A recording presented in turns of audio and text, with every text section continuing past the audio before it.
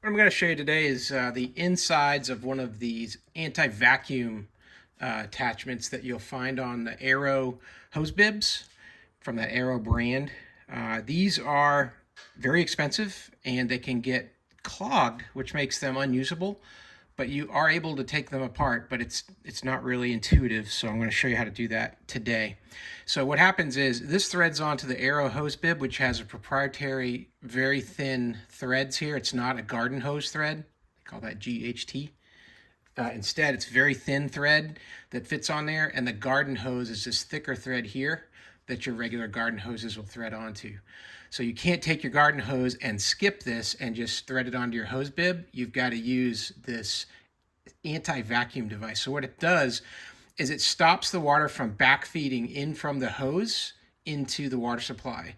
The water will come out through these holes here, and the pressure when it's going back the other way, it'll block itself and then push all the pressure out. So it's kind of nice that when you turn the water off, the pressure will be released from your hose, so it won't be under pressure the whole time, and it won't damage it. But these things, they can get clogged and then they don't work, and what'll happen is you'll have a persistent leak that'll be coming out of these holes all the time whenever you're running the water. These don't block in the right direction. So you'll have a persistent leak. It's really annoying, or it might not even work at all. It can totally get jammed up and then it won't really function at all. So here's one that's already assembled. This is how you get it from the store. It comes all ready to go like this. The way you take it apart, there's two threaded portions. There's one right here, and then there's a second one right here. Now this one here is the hardest to take off. You've got to wrap these. See, these threads are kind of banged up. That's because of some other work I did to open this up in the past. You got to wrap this with some cardboard or something, and then get a very strong set of pliers on it here to hold it. And then using a pipe wrench like this, then you're going to grab on to the rest of it here, just to the left of that seam to loosen it. And then you can take this portion off. This other portion here is a lot easier to deal with. Mine is just hand tight here, but this has an O-ring. So it doesn't need to be crazy tight like this other one is. It's got same fine threads here. You got an O-ring goes around the edge, and then that fits down in there, and then there's a rubber washer there. And I'll show you all these parts here in a moment, but that's one half that you can take apart. That's the other half. So you're left with 3 sets of metal there, and with those apart, you can get to all the inside pieces and then replace or lubricate, clean up the rubber in there that needs to be attended to. So let's look at the insides here. From the very bottom, this is the garden hose thread that your garden hose is going to connect to. That's going to be attached to this, got a threaded part here with these ventilation holes that come out. And on top of this sits this white silicone rubbery feeling spacer here. But if you notice, it has a split in the center. So it can evacuate water through the center when it needs to, when there's pressure, and they can also block onto the sides, block all of these holes here when it doesn't need to be taking care of the reverse flow. So this goes first, then you've got this here on top of it. Then you've got this piece as well. It's another piece of brass. This allows the water just to flow around the sides of it, and it'll block that piercing in the center. Depending on how the flow is going, it'll have a block there, but then when it's going back the other way, it allows the water to flow all around the edges like that. So you've got that there. And then you come onto your body here, and again, you've got some holes down at the bottom, allowing it to flow water through here on a second layer. And then this layer here is where this whole piece is going to connect to. So what I'm going to do before I put this one together, I've cleaned it out real good, and I'm going to put some silicone on everything that's rubbery so that it'll last a lot longer and be ready to work next time I have to put this on the house. I'm just going to do this all around these pieces and then put it back together. So this is going to go here first.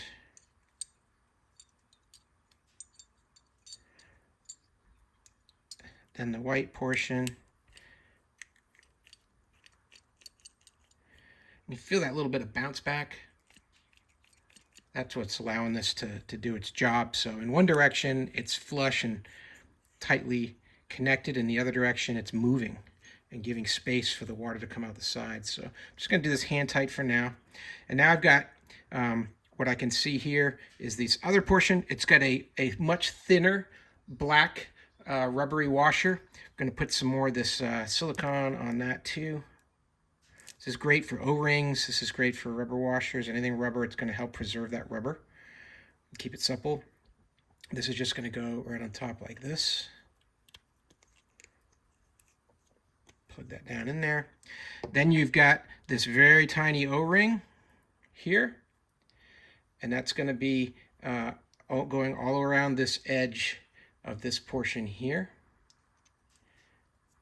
Just going to slide him into that little groove like that. And then this will thread down on top here. So if you've got any debris in here, that'll get in the way of these rubber washers and that'll stop it from working. So even a small piece of what looked to me, it looked like the body of a hornet. It looked like a bug when I took it out. It might have been some plastic, but I couldn't really tell. All it took to clog it up was that small amount of disturbance, and then this it wasn't working right. So you're going to try to tighten that there a little bit better. And then you've got a regular hose, garden hose thread type of washer here that goes here. And this is going to go connect up to your Arrow hose bib with those fine threads right in here. And that's going to connect up there. And that's that. So that's it. That's how all the pieces that go together for this vacuum protecting device. I'll show you how I'm going to tighten this up. I'm just going to grab it with this pair of water pump pliers like this. And I've got a second set because this side doesn't need to be super crazy tight, but I'm having a hard time doing it with my hand slippery here. You're going to just see that that O-ring will just disappear as that seal is made and it's covered inside the metal. Because when you're looking at these outside, you don't see the O-ring. It's completely inside it. And then I'm going to need to put some, like I said, some cardboard, something to protect these threads, and then crank this down. And most likely I'll use this to get it nice and tight. It does not have an O-ring on this side here. So that's it. This is your anti-siphon fitting and how you take it apart. What are the inside components? Hope that's helpful. These are really expensive. If you're able to save one, then you're doing pretty good. Hope that helps. Have a great day.